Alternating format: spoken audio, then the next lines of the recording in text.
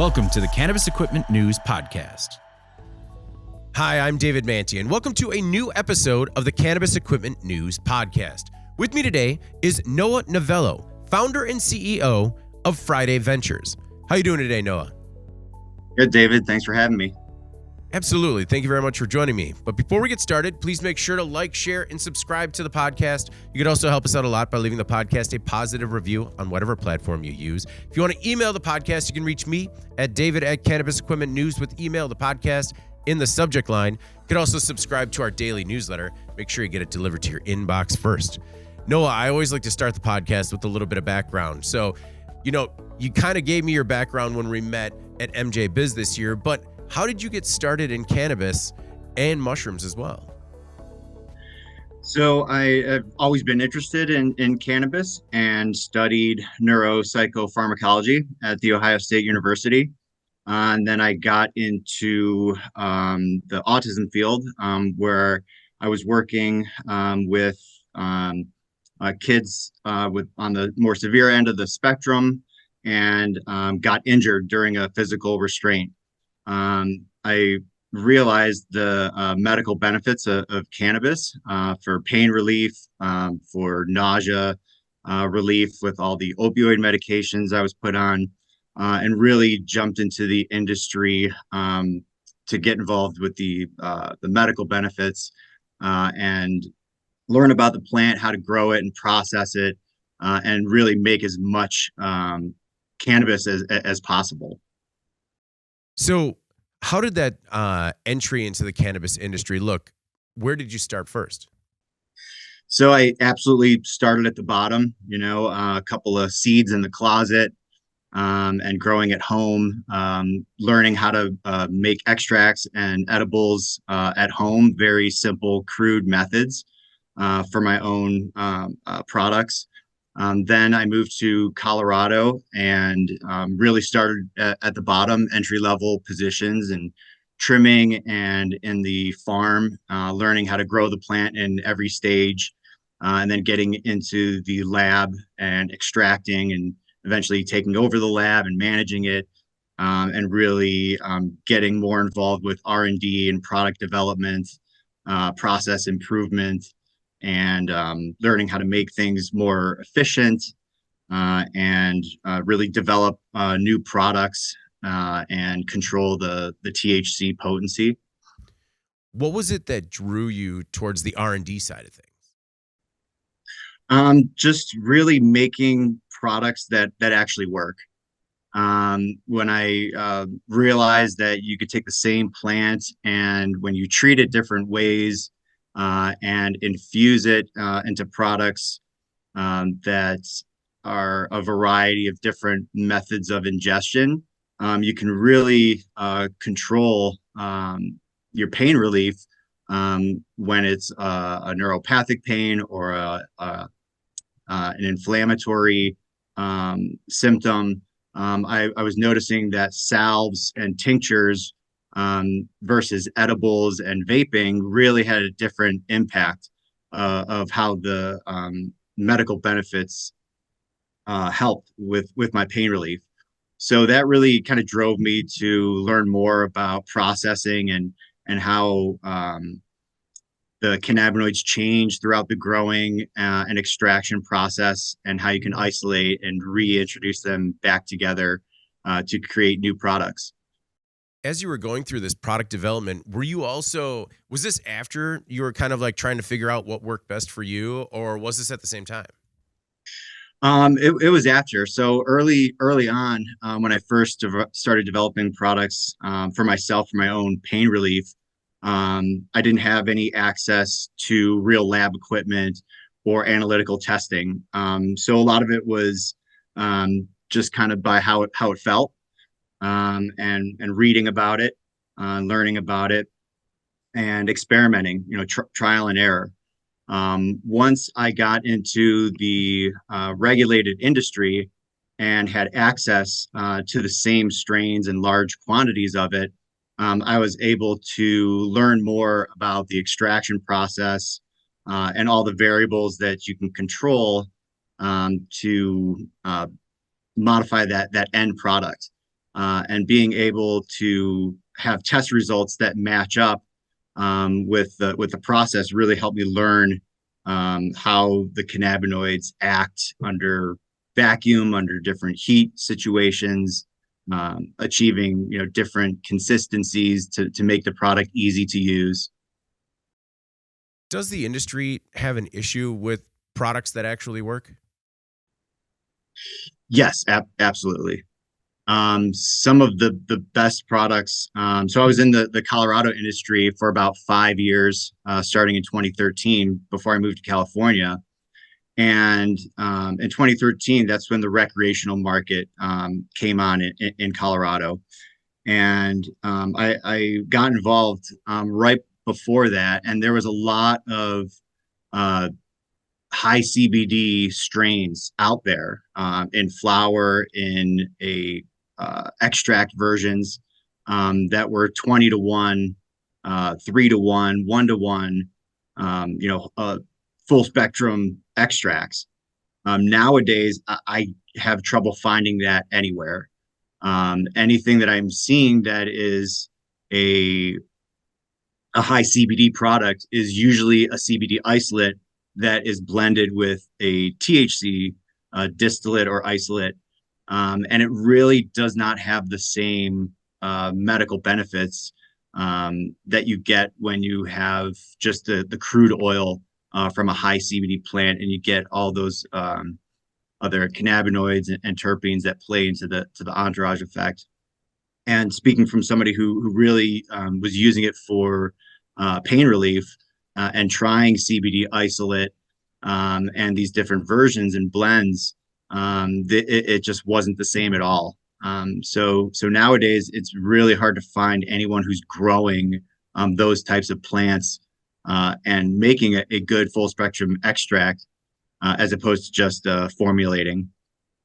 Is that lack of product availability, is that just um, based on consumer demand? Is the demand just not out there for it? Or is it just in terms of the price point for what they can get for each? Like, why is the market kind of shifted away from that? I think a lot of places steer more towards satisfying the recreational customers. Okay. The CBD plants they're sometimes they're ugly. They're not the biggest yielders, and the demand isn't as large as it is for the high THC products. But the people who do utilize that product, they get it consistently, and it's kind of a shame that, like, even though it doesn't sell as much, it still helps a lot of people. But it's kind of sad to see when those types of products go away. I've heard stories about sort of the medical market taking a back seat as a result of a larger recreational market. Some dispensaries don't want to deal with the extra steps they have to take to deal with the medical market. You know, to you, is it important to maintain both a healthy recreational market and a healthy medical market in each state? Absolutely. I think it's important that we don't forget, why we legalized the plant to begin with. It's because it really does help people. A lot of people have sacrificed, have gone to jail, have been forced to use pharmaceutical medicine that has a lot of nasty side effects, and doctors, not even giving the option of cannabis. So I think it's really important that we never really lose sight of that reason why we have access to recreational to begin with, because it's been proven that there truly are medical benefits.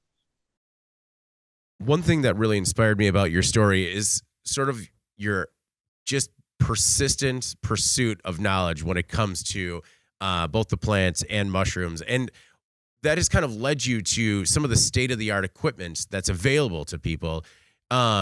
Is How would you describe sort of the state of the industry when it comes to lab testing equipment? And I guess from there, how would you describe the state of testing just in general when it comes to cannabis? So testing's it's a very touchy subject. When it comes to licensed and regulated testing, there's lots of issues around discrepancies between licensed labs, uh, especially with things like pesticides. When it comes to potency, the fact that lab shopping exists because labs come up with different potencies on the same type of product really shouldn't be happening. There's having access to in-house analytics really allows you to compare the other labs and have a standard and be able to check up on them and make sure they're giving you the correct information.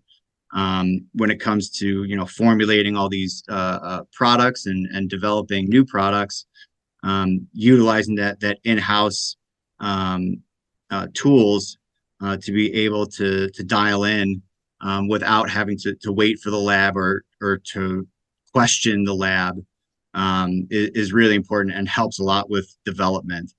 It's really amazing some of the equipment that's come out there that's made potency testing user friendly. So really anybody can do it with the right SOPs.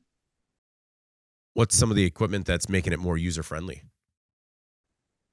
So Orange Photonics, I utilize their Light Lab. It's a really amazing piece of equipment.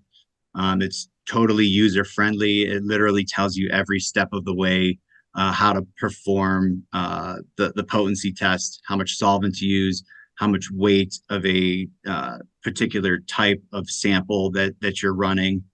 And it only takes about 20 minutes, and it's extremely accurate.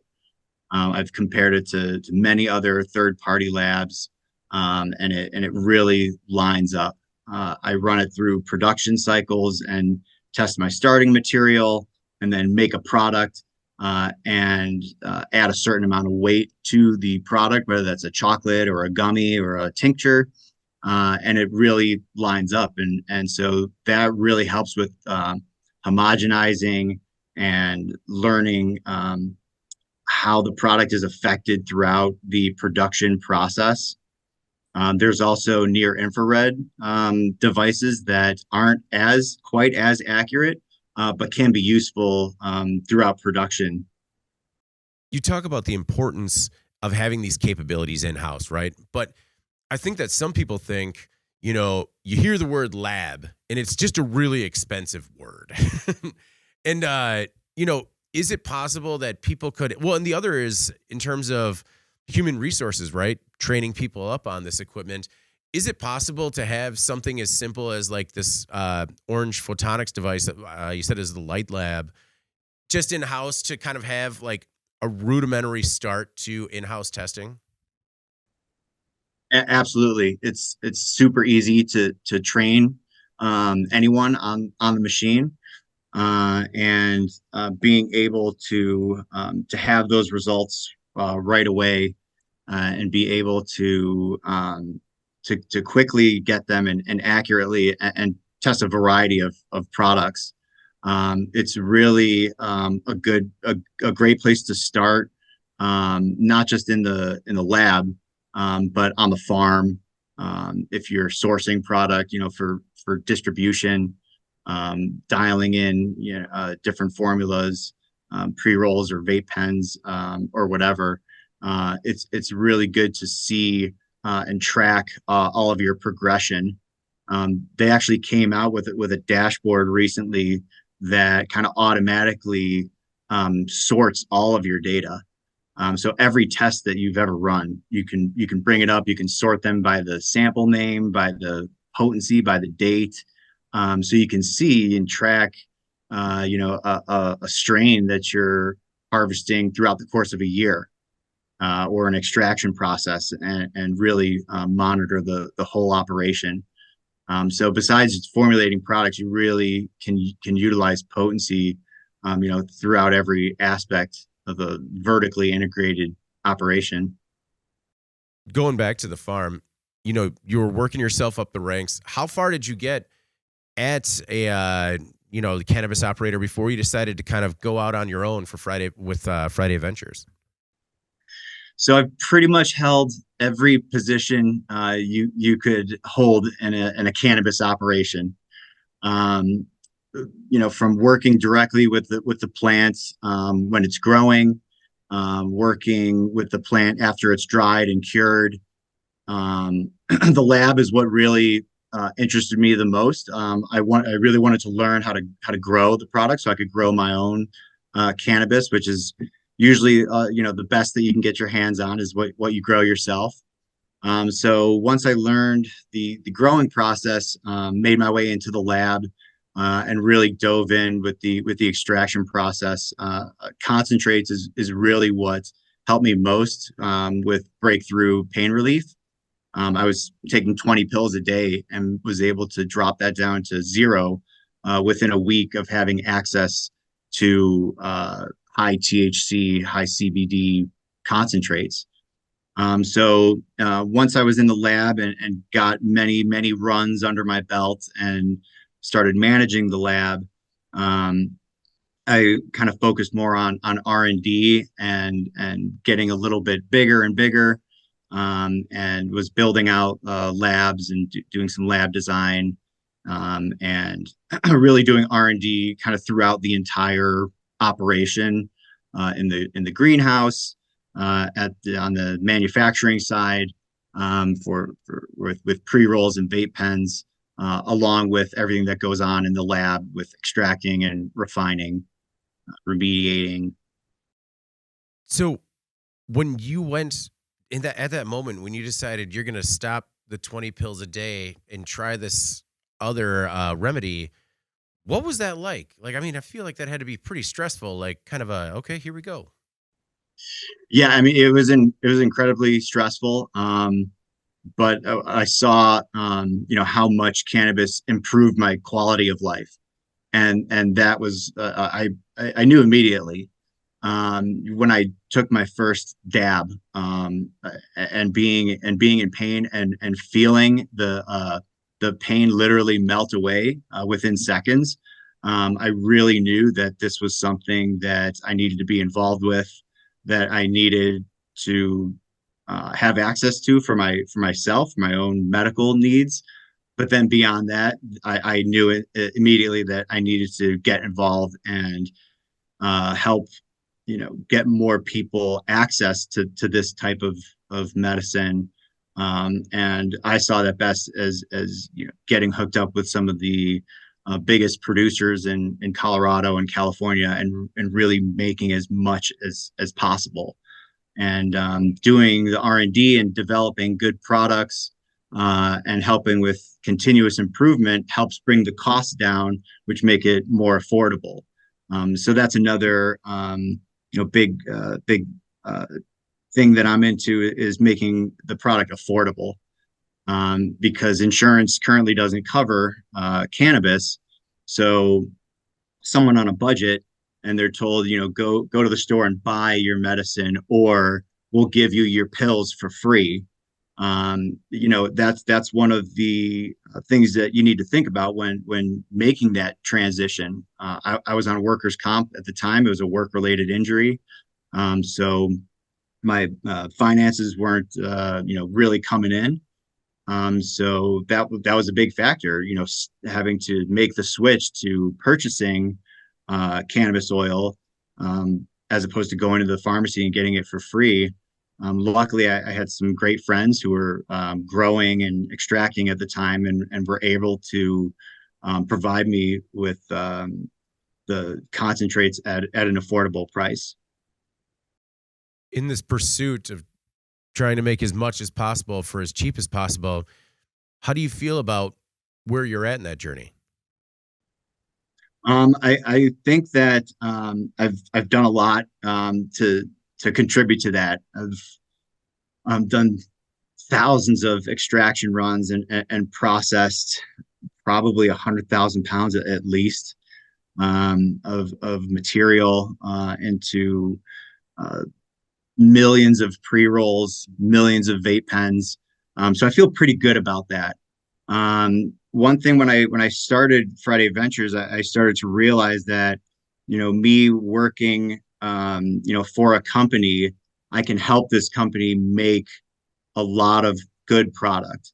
Um, Through Friday Ventures, I can help um, more companies make better products that are in different states, that are focused on different types of products.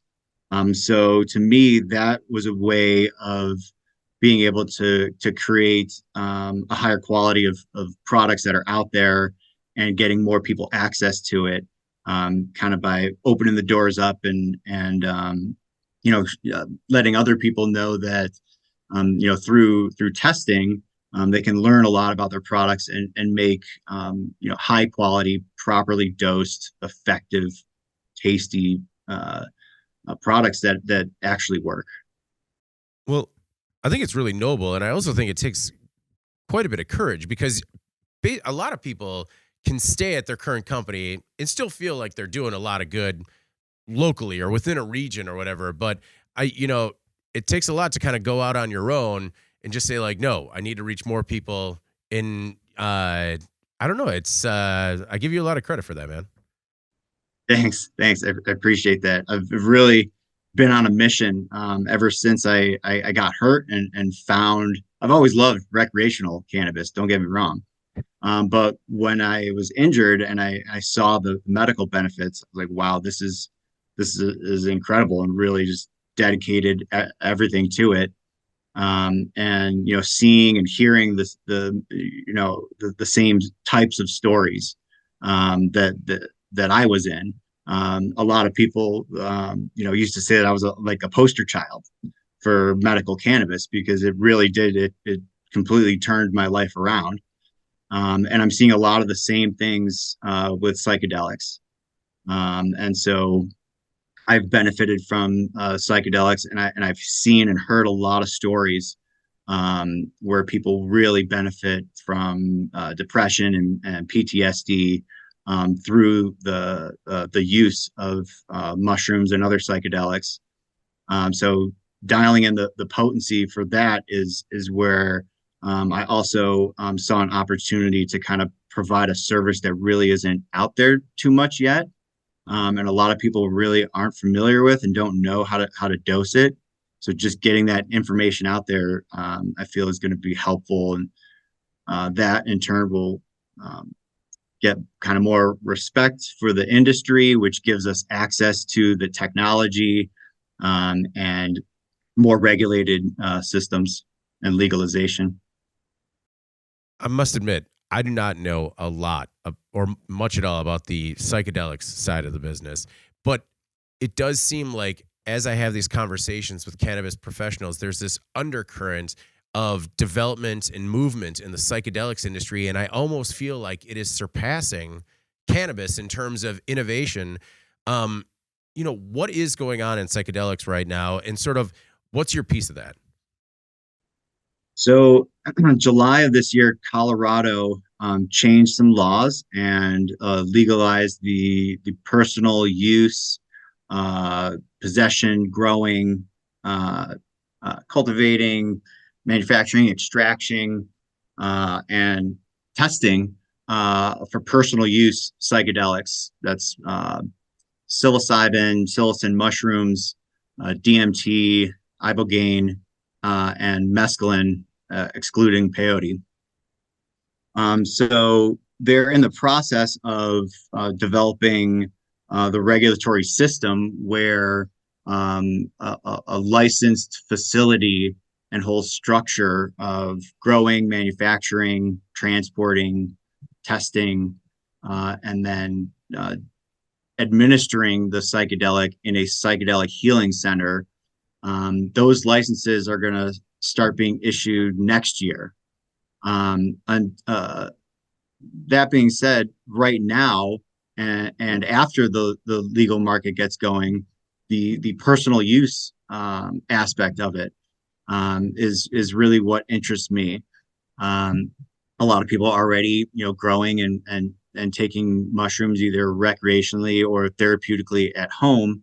and being able to provide potency testing and information about how to consume, how to use, how to prepare, how to store these psychedelics so that they really get the most benefits out of it is something that I've been working towards. So the personal use market is really you're not allowed to sell the psychedelics, but you can share them, and you can provide a service related to the sharing.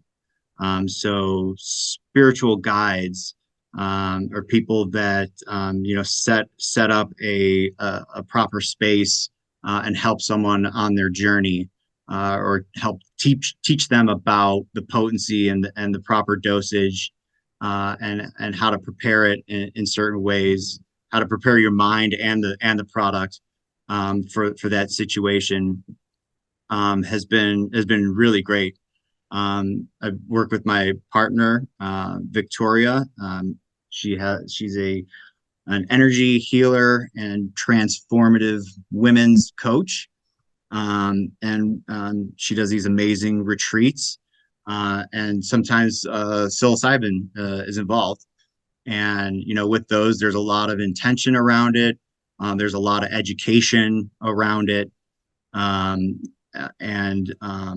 The whole it's really taken with a lot of respect when it comes to preparing the set and setting and the intentions behind it, and then following up with the group, how the experience went and how everyone handled it. And what we've been seeing is that with the potency testing and the dosage scale that has been studied for many years, and now that we're actually able to kind of in a gray way be able to get feedback on product that's been tested and match up those effects and trip reports with the dosage, with the strain, is going to help progress the industry, and really help us dial in, just like we've found with cannabis. Certain strains of cannabis are great for sleep. Certain strains are good for attention. I believe we're going to see some of the same things with mushrooms, that certain strains are going to be better for therapeutic, or a pain relief, or a trauma, or a PTSD. So really working with a lot of scientists and gathering data, and people taking surveys about product that we know what the dose is, and how much was consumed, and just learning more about proper dosage is really what I'm trying to contribute more to. That has to be of the utmost importance when it comes to psychedelics. And cannabis to some extent is truth in dosing. Absolutely. And there's a major difference between cannabis and psilocybin when it comes to the dosage. Not just the amount that you take, but the stability of the chemicals, of the active chemicals. You really have to be careful with them. They're sensitive. It's easy to destroy them. So during an extraction process, you're heating things up, you're cooling things down, you're moving the product around, you're putting it into different stages. Those things can really affect how the end product turns out. And a lot of times the drug can be completely destroyed during that process. With cannabis, THC is pretty stable. I've left it in an oven over 200 degrees for weeks and have not seen a degradation. Psilocybin, if you just kind of look at it funny, it wants to start degrading. So when the regulatory system comes out, being in cannabis for so long and knowing that with regulation comes testing, and there's a process to it, and sometimes that'll take at least a week from actually getting the product into a package, to the testing lab, get the results back, transport the product where it needs to go. You're looking at least a week. I've tested certain types of mushroom products that degrade after a few days. Mm. They made or that they made it 2 weeks ago, and we tested it and it was good, and now there's absolutely nothing left in the gummy. So that raises a real red flag, and I try to speak up at the Natural Medicine Advisory Board meetings. They have public listening sessions, and they're trying to get information so that they can make good rules. So I try to bring these things up in those meetings, and just share, like, look, if you guys test a product and then it sits for a week, it might not be the same potency as when you tested it. So a lot of people are talking about shelf life studies when it comes to the mushroom products, since it really is a significant amount. Even a few milligrams, you can kind of feel the difference in intensity. So it's important to gauge the milligrams, so you know how long the experience is going to be, and how intense it is, especially since the way the rules are set up now with the regulations. The person who is taking the licensed psychedelic has to take it at the healing center.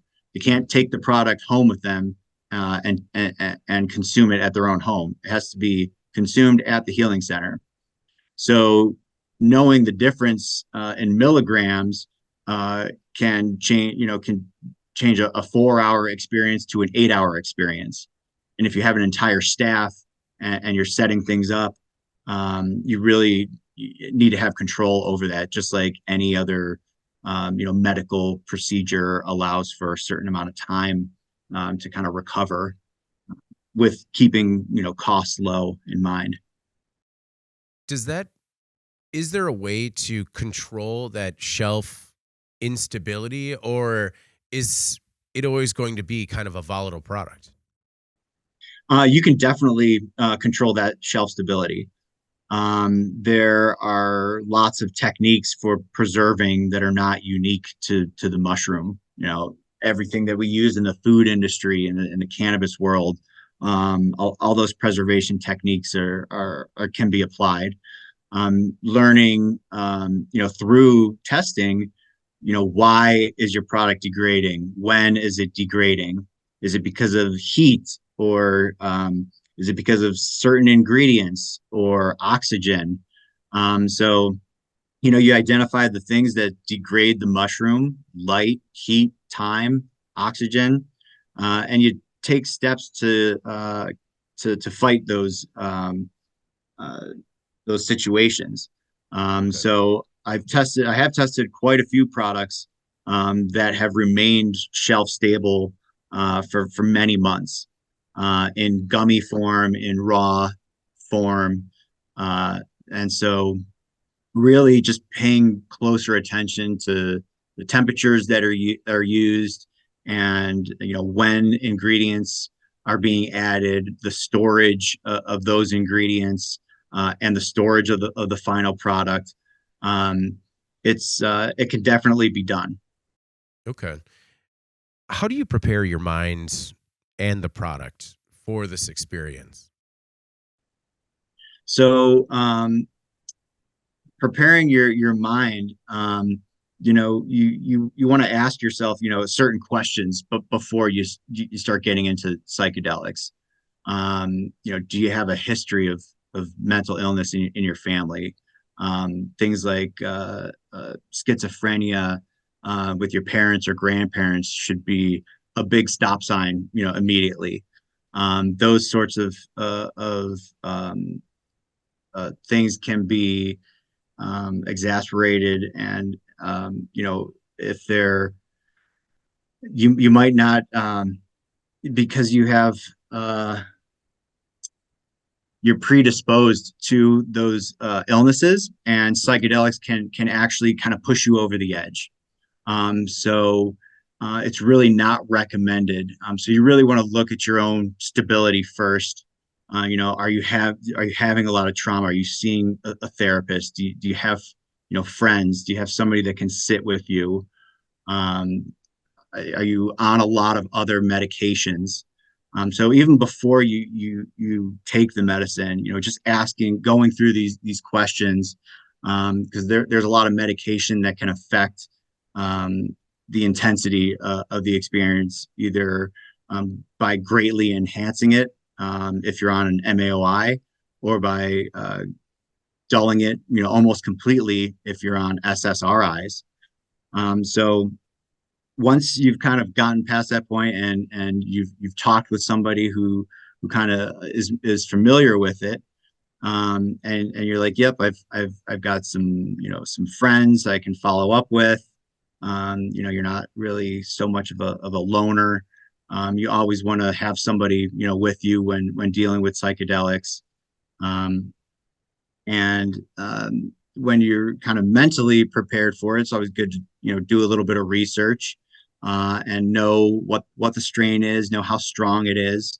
Um, through some of the things I've tested, some of the mushrooms are 30 times stronger depending on the strain. Whoa.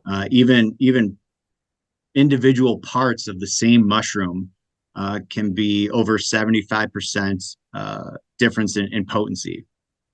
So having that knowledge of all right, how much am I actually going to consume, not just grams of mushrooms, but the milligrams of the active drug, is good information to have going into it.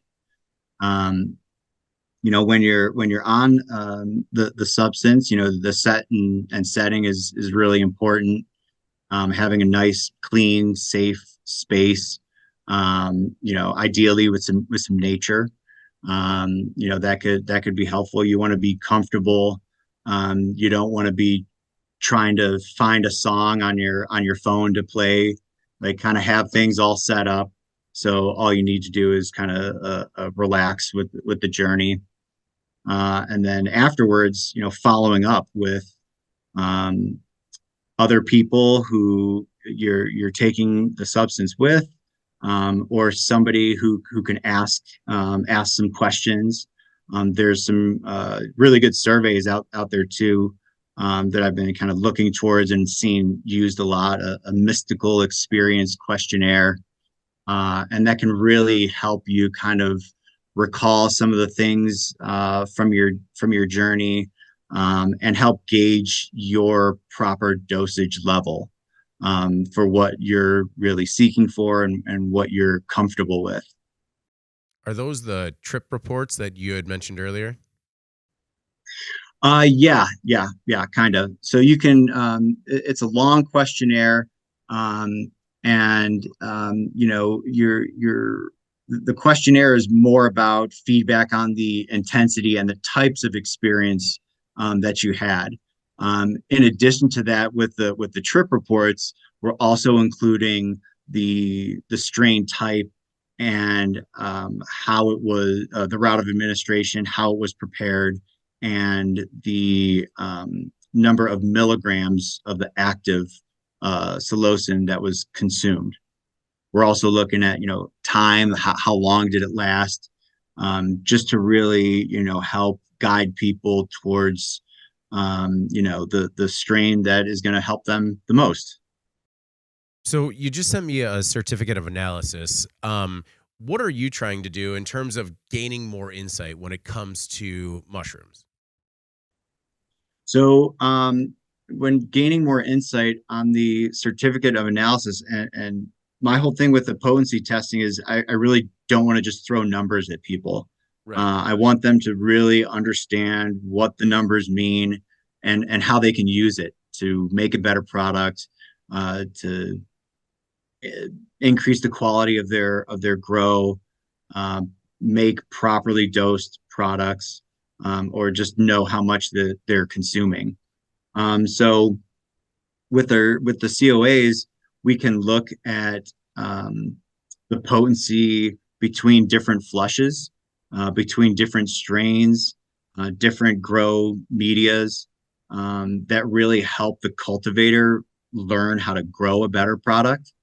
We're also, we're looking at the not just the growing, but the drying as well.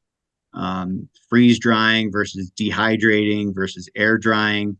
There's a big differences there that end up with a different quality and type of product at the end. And you can see that clearly in the test results. You can see them in the chromatograms. You see the peaks look different. There are other tryptamines that are being produced or removed throughout the extraction or drying or manufacturing process. And just like cannabis, that affects the end product. When you're taking the same strain of mushroom and eating it raw versus making a tea versus making an extract, you end up with very different end products that have a different duration, different feeling, different side effects. So learning more about that and the steps to successfully produce those products or avoid, degrading it is really what you learn from the numbers.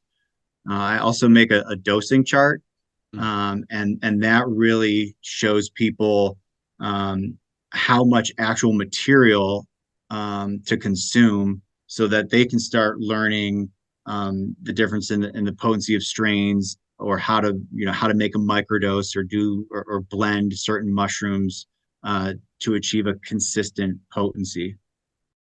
So, is this all in a pursuit of like figuring out best practices for all types of product manufacturing, or are you trying to figure out sort of the best one, like whether it's freeze drying or dehydration, or are you just trying to kind of like get a base for all of it? Oh, it's everything. Everything's going to be important. There's never going to be. I don't feel that there will be one product that, like, this is the product that everyone uses. Um, I think that it's important for innovation and variety. Everybody's body is different, their body chemistry. So even though one product might work very well for some people, it might not work for others. So learning about the extraction process and how to infuse all different types of products, so that really everybody has access to it, so that it's easy for people to try it out, so people don't get freaked out. And that's really a good start to introducing people to the medical benefits. A lot of people are doing microdosing, which is an amount that is not psychoactive, but it still provides a lot of the neuroplasticity and kind of anti depression effects that a lot of people are looking for. So being able to dose a product, whether it doesn't matter what product it is. It could be a tincture, it could be a gummy, a pill. As if we know that it's 1 milligram, then that's kind of our base. The base level is the amount of active milligrams, and once people have a set milligram dose, then they're able to figure out what is their dose. Just like we did with cannabis, and we created a standard dose of 10 milligrams. Some people know that when they want to go right to bed, they take 30 milligrams. If they want, a little, maybe some pain relief, but they don't want to be too saucy during the day, they'll take, 5 or 10 milligrams. So being able to kind of learn more about that and provide accurately dosed, lower dose types of products is going to give us all more information about the dose size and strain type that do work. And then people will start developing, those products that work really well. You'll start to see more of those coming up. and products that that maybe aren't as stable, or extraction methods that have been kind of going around, um, uh, that have been now proven to not be so effective. Those are going to go away, and technology will come in. So we're kind of at the ground level of really dialing in a dosing, a standardized dose, and then figuring out what types of, how can we deliver that dose. No, I really appreciate you being on the podcast, and you've been really generous with your time. But I want to switch back to cannabis real quick before we have to get out of here. One thing I'm curious about, just because you're on the lab side of things, right, is we've heard a lot of controversy when it comes to remediation, or products that are going out into the market that aren't, you know, appropriately tested, or we don't necessarily know what's on the shelf. What are your thoughts when it comes to either moldy or untested products going out to the market, and, remediation? Are there, in your opinion, any best practices or best methods when it comes to remediating a product? Definitely. So remediation can happen many different ways, and depending on what the contamination is, can steer the type of remediation that happens. I think that as long as the product is properly tested at the end, then this remediation process happens every day with all types of food products that we consume on a daily basis. So being able to show that the contamination is no longer there, that any of the solvents and chemicals used in the process are not in the final product. I think that remediation is a good thing. It helps, it does help keep costs down for the end consumer. And once you put it through a process that destroys or kills or completely removes the contamination. We do pasteurizing with lots of different beverages that children consume, and it's just a part of the regular process that a lot of products go through. So I think remediation is a good thing. People are A lot of regulatory systems are now requiring, when something is remediated, that it's noted so that the end customer knows, hey, this product was dirty, now it's clean. That that's good for the end consumer, I suppose. When they know when their beverages have been pasteurized, so they're told that information. I think it does lead to a questionable service that I've noticed, a decrease in the quality of end product, right? So to avoid failing a test, a lot of people will just microwave their weed and remediate it before it goes through the testing. So I've seen this to kind of degrade the quality, and and then it's not being marked for as being cleaned because it didn't actually fail a test, because it's been treated prior to going to testing. So to me, that's also a form of remediation, whether or not it's failed the test. So I think that sort of information should also be passed along, just like we do in Colorado. They tell you what solvent is being used in the process to make a certain product. I think that information should be out there, if they're doing certain steps like that, that really can change the final product. So keeping things clean through remediation, it's important. I think we're going to also see a lot of that in the psychedelic world. There's a lot of space for the growth of microbials in the cultivation environment. Okay. One other thing that we had kind of talked about when we first met at MJ Biz was I brought up automation because I'm kind of curious about the equipment that's on on the market. And you had mentioned that, automation equipment's out there, but it's still really expensive, like a huge capital expense. And it's still easier for companies to kind of do things by hand. Did you see anything at the show this year that maybe helped change your opinion one way or the other? Or do you still think there's ways to go in terms of automation equipment that'll, work for cultivators? For cultivators, I was looking more at automation on the manufacturing side. Oh, gotcha. Sorry. When it comes to like filling pre-rolls and infusing pre-rolls, producing pre-rolls. I did see some equipment that's kind of the same equipment that's been around, a couple updates here and there. But I wasn't too crazy about it.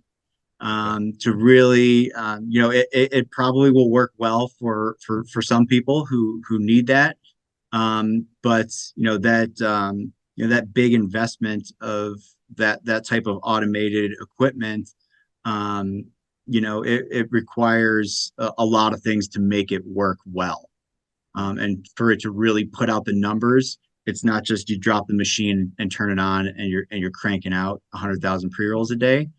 There's a lot of other factors that have to play in, and that might be the reason why it's that machine doesn't work for you. Your labor force, your quality control, the types of products that you're making, your environment. There are a lot of factors that come into play with the automated systems. And I see a lot with the infused automated products. They're all pretty similar, where it's kind of injecting the oil into the pre-roll. So you have an infused pre-roll, but it's only infused in the middle. And so does that end up in problems burning, uneven flavor? Those are some things you need to consider when looking at those types of automated methods. And yes, it's working on paper, but just being able to verify that it makes a good product at the end, and you've got all that fine tuning that you've got to do. There is quite a bit of work involved with those types of machines, and to really keep things going. Sometimes it's easier just with a good crew who know how to smoke and roll pre-rolls. Anything else at the show that stood out to you? There were some membrane filtration that was pretty interesting. Okay. As a form, instead of solvent removal, being able to separate, and pretty much replacing a rotovap with a membrane filter. There were a couple of guys there that had some of that type of equipment, which is really interesting, because like we talked about, the sensitivity of psilocybin makes the solvent removal process harder. And so knowing that the temperatures are destroying the psilocybin, being able to remove those solvents with as little temperature or none, if that's achievable, that might be a great tool to use. So definitely interested in that technology. Okay. Well, Noah, thank you again for joining me today, man. I really do appreciate it. Before we get out of here, is there anything else that you want to make sure the Cannabis Equipment News audience either knows about yourself or Friday Ventures? No, just be on the lookout for Friday Ventures. We got lots of cool stuff going on.